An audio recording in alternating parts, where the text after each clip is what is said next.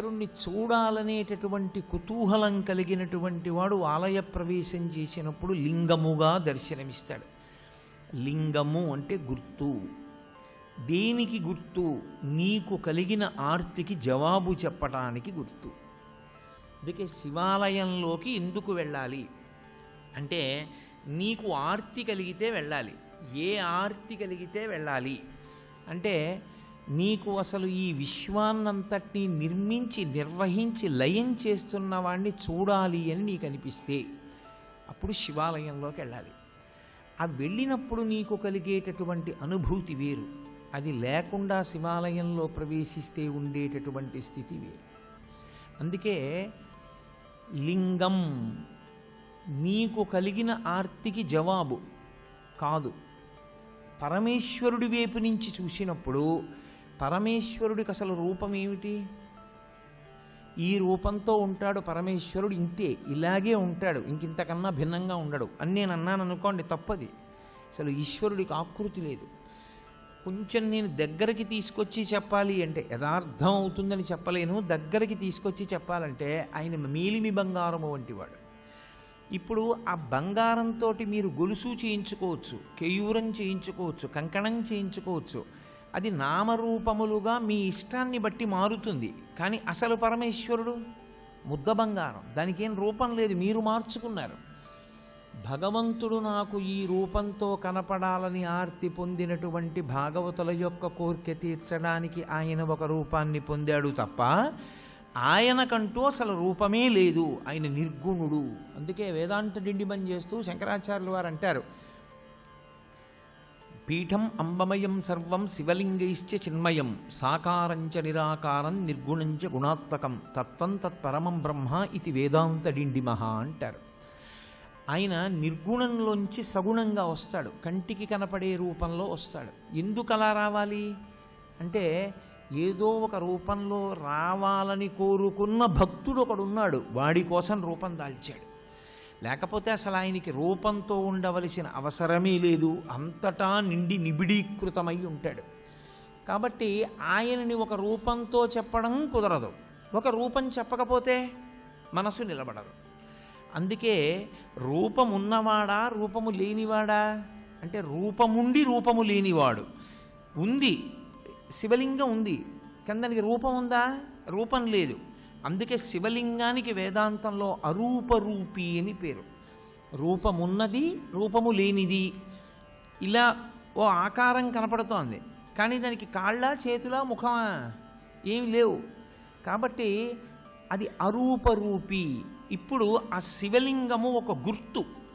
ఏమంటే అది ఒక గుర్తు అయితే దానికి శక్తి ఏం లేదు, అది ఒక గుర్తుగా మనం పెట్టుకున్నామంతే తప్పించి అది నిజంగా శక్తివంతం కాదా అని మీరు అంటారేమో. శివలింగానికి ఉన్నటువంటి శక్తి అసలు లింగ స్వరూపంలో ఉంది. ఎందుచేత అంటే, శివలింగం ఎలా ఉంటుంది? ఇలా ఉంటుంది కదా, గుండ్రంగా ఉంటుంది. ఇప్పుడు ఇలా గుండ్రంగా ఉంది అని నేను అన్నాను అనుకోండి, శివలింగం ఇంత ఉంది, ఇంతదైతే అప్పుడు అందులోకి పట్టేవి ఇంకొంచెం పెరిగాయా? ఈ గది అంతా అన్నాను అనుకోండి, అప్పుడు ఈ గదిలో అన్నీ అందులోకి పట్టేశాయా? అలానే తిప్పుతూ ఈ బ్రహ్మాండం అంతా అన్నాను అనుకోండి, ఇప్పుడు ఈ బ్రహ్మాండం అంతా ఎందులో ఉంది? అందులోనే ఉంది. అంతా ఎందులో ఉందో అది లింగం, అంతా ఎందులో పెరుగుతోందో అది లింగం, అంతా ఎందులోకి కలిసిపోతోందో అది లింగం. ఇప్పుడు పరమేశ్వరుణ్ణి యథార్థముగా సూచించుటకు గుర్తు శివలింగము. కాబట్టి కంటితో కనపడినది కాదు, ఇది సర్వవ్యాపకమైతే, ఇది చుట్టుకుంటే నిజానికి దీనిలో ఈ బ్రహ్మాండమంతా ఉన్నది అని గుర్తుపట్టాలి.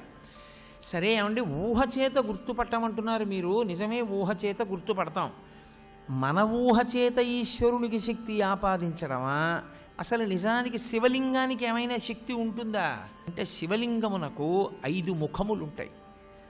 5 ముఖములతో ఉంటుంది. ఏది ముఖము అంటే, మీరు ఎటు విభూతి రాసి బొట్టు పెడితే అది ముఖం. 5 ముఖములు అని ఎందుకంటారంటే, తూర్పు, పడమర, ఉత్తరం, దక్షిణం 4 వైపులా 4 ముఖాలతో చూస్తాడు. పైకి ఒక ముఖంతో చూస్తాడు. 5 ముఖాలు. 5 ముఖాలతో ఉంటాడు కాబట్టే పంచాస్యుడు అని పేరు. ఇందులో గమ్మత్తు ఏమిటంటే 5 ముఖాలతో ఉండి ఏం చేస్తుంటాడు? 5 వైపులా చూస్తూ ఉండడమేనా ముఖంతో? కాదు. మీరు జాగ్రత్తగా గుర్తుపట్టగలిగితే శివాలయాలన్నింటిలోకి శివాగమంలో అత్యంత శ్రేష్టమైన శివాలయం, ఉత్తర క్షణంలో మీరు దర్శనం చేస్తే కోరికలను ఈడేర్చగలిగినటువంటి శివాలయం, దాన్ని మించి ఇంకొక శివాలయం ఉందని చెప్పడం సాధ్యం కాని శివాలయం పశ్చిమాభిముఖమైన శివాలయం. అంటే మీరు లోపలికి ప్రవేశించినప్పుడు ఆలయంలో శివలింగం పశ్చిమ ముఖాన్ని చూస్తే దాన్ని సద్యోజాత శివాలయము అంటారు. అది సద్యోజాత ముఖంతో చూస్తోంది. అది శివాగమంలో అన్ని శివాలయాల్లోకి శక్తివంతమైన శివాలయం అదే. ఈశ్వరుడు తూర్పుకి ఒక ముఖంతో చూస్తాడు, దాన్ని తత్పురుష ముఖము అంటారు.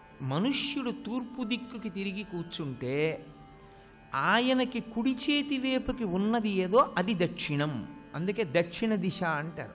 ఆయన దక్షిణ హస్తంతో ఇచ్చాడండి అంటారు. దక్షిణ దిక్కన్న పేరు ఎందుకు వచ్చిందంటే మనందరం తూర్పుకి తిరిగే కూర్చుంటాం. ఏ కార్యం చేసినా తూర్పుకి తిరిగి కూర్చోండి అంటారు. తూర్పుకు తిరిగి కూర్చున్నటువంటి వ్యక్తికి కుడి చేతి వైపుకు వస్తుంది కాబట్టి ఆ దిక్కుకి దక్షిణ దిక్కని పేరు.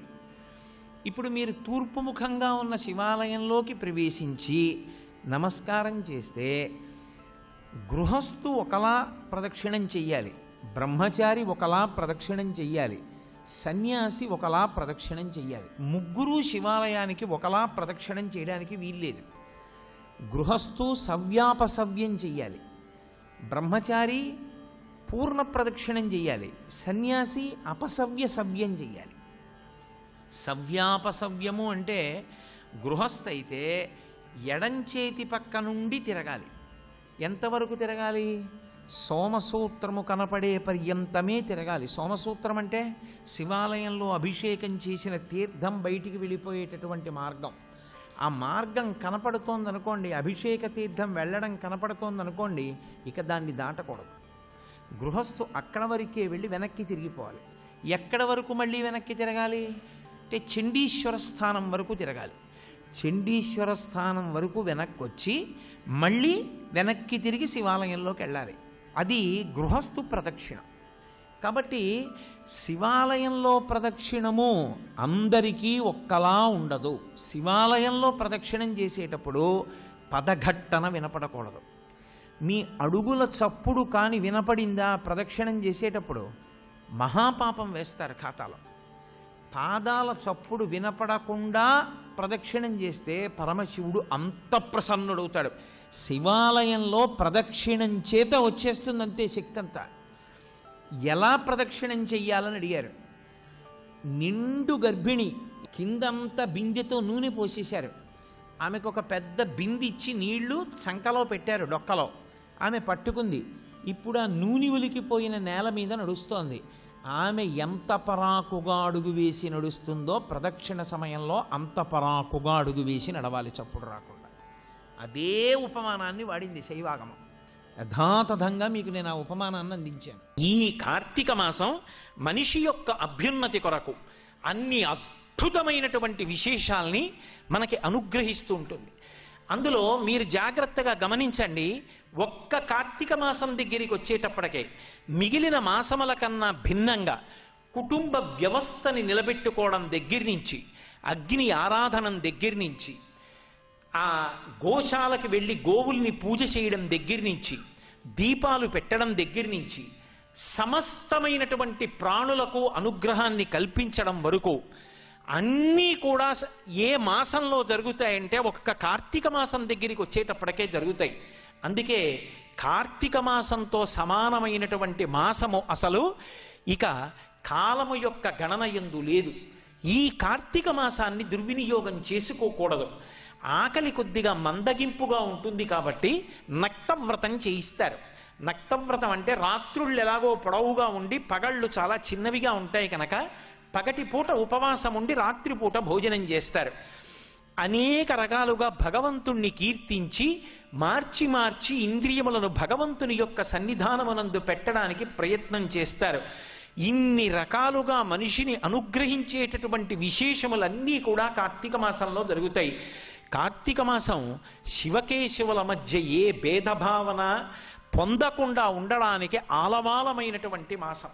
మనం తెల్లవారి లేస్తే ఒక మాట చెప్తాం, శివస్య హృదయం విష్ణు విష్ణోశ్చ హృదయం శివ, యథా శివమయో విష్ణురేవం విష్ణుమయ శివ, యథాంతరం నపశ్యామి తథామే స్వస్తిరాయుషి అంటాం. విష్ణువు యొక్క హృదయము శివుడు, శివుని యొక్క హృదయము విష్ణువు. ఆ శివకేశవుల మధ్య నేను ఎన్నడూ భేదభావమును పాటింపకుండెదనుగాక, అలా పాటించనటువంటి లక్షణము చేతన ఆయుర్దాయము పెరుగుగాక అని కోరుకుంటాం. కార్తీక మాసం దగ్గరికి వచ్చేటప్పటికీ దామోదర స్వరూపంగా విష్ణు భగవానుణ్ణి కీర్తిస్తాం, త్రయంబక స్వరూపంగా పరమశివుణ్ణి ఆరాధిస్తాం. శివాలయాల్లో అభిషేకాలు అవి విశేషంగా జరుగుతాయి.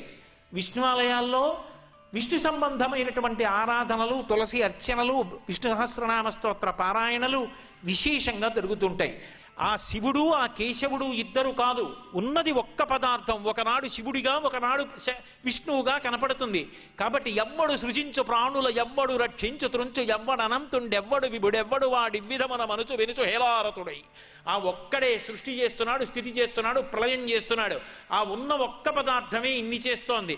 దాన్ని నేను శివా అని అభిషేకం చేస్తాను, దాన్నే నేను హే కేశవా అని పరమ ప్రీతితో ఆరాధన చేస్తాను తులసితోటి. అక్కడైతే వామదేవ, ఇక్కడైతే వాసుదేవ, ఒక్క అక్షరం తేడా. అక్కడైతే తులసి దళం, ఇక్కడైతే మారేడు దళం, అంతే తేడా తప్ప తత్వత మాత్రం రెండూ ఒక్కటే. ఇది నిరూపించేటటువంటి మాసం కార్తీక మాసం. అందుకే కార్తీక మాసంలో ఇక్కడ అక్కడ అని భేదం ఉండదు. శివాలయంలో కానీ, విష్ణువాలయంలో కానీ, అంబికాలయంలో కానీ, గోశాలలో కానీ, మఠ ప్రాంగణంలో కానీ ఎక్కడైనా సరే దీపాన్ని వెలిగించి లోకాన్నంతటినీ కూడా అనుగ్రహింప చేయడానికి, తాను తరించడానికి మార్గాన్ని సుగమం చేసుకుంటారు. కార్తీక మాసంలో ఎన్నో దానాలు చేస్తూ ఉంటారు. కానీ ప్రత్యేకంగా చెప్పబడినటువంటి దానం, తప్పకుండా చేసి తీరవలసిన దానంగా చెప్పబడినది ఏది అంటే దీపదానం. కార్తీక మాసం యొక్క మహాత్మ్యం గురించి తెలుసుకున్న తత్కారణం చేత అనుకూల దాంపత్యం సిద్ధిస్తుంది అని చెప్తారు. ఇన్ని రకాలుగా కార్తీక మాసం ఎంతో గొప్పది. బాహ్యంలో దీపదానం చాలా గొప్పదైనా తప్పకుండా చేయవలసిన దానం ఏది అంటే అన్నదానం. ఒక్క అన్నదానం చేస్తే అవతలవాడు తృప్తి పొందేటట్టుగా నువ్వు దానం చేశావని ఖాతాలో పడుతుంది. కాబట్టి ఇటువంటి మాసంలో మనందరం కూడా ఆ మాస కాలాన్ని సద్వినియోగం చేసుకోవడానికి నెల పర్యంతంలో ఒక్కసారి ఒక అతిథిని పిలిచి అన్నం పెట్టాలి. అన్నం పెట్టి ఆయన కడుపు నిండా తిని త్రేంచి సంతోషంగా వెళ్ళిపోతే అది సాక్షాత్తు పరమేశ్వరుడి యొక్క ఉచ్ఛిష్టం. ఆ అన్నం తిన్నవాడెవడో వాడు అదృష్టాన్ని పొందుతాడు. అందుకే మిగిలిన దానములన్నీ చెయ్యగలిగితే చెయ్యవచ్చు, చేసినా చేయలేకపోయినా కనీసం మనకున్న దాంట్లో ఎవరో ఒక అతిథికి పెట్టడం అనేటటువంటిది ఈ మాసంలో కాలాన్ని సద్వినియోగం చేసుకుని భగవంతుని యొక్క అనుగ్రహాన్ని పొందడానికి అత్యంత ఉపయుక్తమైనటువంటి విశేషం. కాబట్టి కేవలం ఈ మాసంలో ఒక్క గోశాలకి వెళ్ళి తరించవచ్చు, ఓ తులసి బృందావనంలోకి, ఓ తులసి చెట్టు దగ్గరికి, ఓ ఉసిరి చెట్టు దగ్గరికి ఒక దీపం పెట్టి, దేవాలయంలో ఆకాశ దీపం వెలిగించడానికి ఒక నెలలో ఒక్క రోజుకి నేను వ్యయం భరిస్తానని ఒక్క తులసి దళాన్ని వేసి భగవన్నామం చెప్పి భగవత్ కథా శ్రవణం చేసి భగవత్ సంబంధమైన విషయాన్ని పఠనం చేసి ఏ రకంగానైనా సరే అభ్యున్నతిని పొందడానికి అన్ని రకాలుగా బాహ్యంలో ఆంతరమనందు ఆనుకూల్యతతో కూడుకున్నటువంటి ఋతువుతో కూడుకున్న కాలం ఏది అంటే ఈ శరదృతువులో వచ్చేటటువంటి కార్తీక మాసం. అందుకే చాంద్రమానంలో 8వ నెలగా వచ్చేటటువంటి కార్తీక మాసంతో సమానమైనటువంటి నెల ఇక మిగిలిన నెలలలో ఏదీ లేదు అంటారు. చాలామంది పెద్దలు కార్తీక మాసంలో ఒక్క క్షణాన్ని కూడా దుర్వినియోగం చేసుకోకుండా ఈ మాసం అంతటా కూడా నక్తవ్రతాన్ని పాటిస్తూ మనుష్య జన్మలోకి వచ్చాం కాబట్టి శ్రద్ధతో శాస్త్రాన్ని గురువాక్యాన్ని ఆలంబనంగా తీసుకుని సద్వినియోగం చేసుకుని తరించడానికి ఈ కాలాన్ని సద్వినియోగం చేసుకుంటారు. మనందరం కూడా కార్తీక మాసాన్ని అన్ని విధాలా సద్వినియోగం చేసుకోవడానికి కావలసినటువంటి ఆ బుద్ధి ప్రచోదనాన్ని పరమేశ్వరుడు మనకిచ్చి చక్కగా భగవదారాధనలో సమాజమునందు ఈశ్వరుణ్ణి చూస్తూ సమాజాన్ని ఆరాధించడంలో మనం కృతకృత్యులమై ఆ పరమాత్మ యొక్క అనుగ్రహానికి పాత్రులమై ఏ విధమైనటువంటి ఉపద్రవములు లేకుండా అందరూ సంతోషంగా బ్రతకగలిగినటువంటి స్థితి కలగడానికి కావలసినటువంటి అధ్యవసాయముతో కూడుకున్నటువంటి బుద్ధితో కూడిన కర్మాచరణము చేత మిగిలిన వారికి మార్గదర్శనం చేస్తూ మనం తరించడానికి కావలసినటువంటి కర్మానుష్ఠానము చేసదముగాక అని సంకల్పం చేసుకుంటూ భగవంతుడు దానికి అన్ని విధాలుగా మనకి అనుగ్రహాన్ని కటాక్షించాలి అని చెప్పి ఆయన పాదార విందములకు సాంజలి వందకంగా నమస్కరిస్తూ శ్రీ ఉమామహేశ్వర పరబ్రహ్మార్పణమస్తు. స్వస్తి.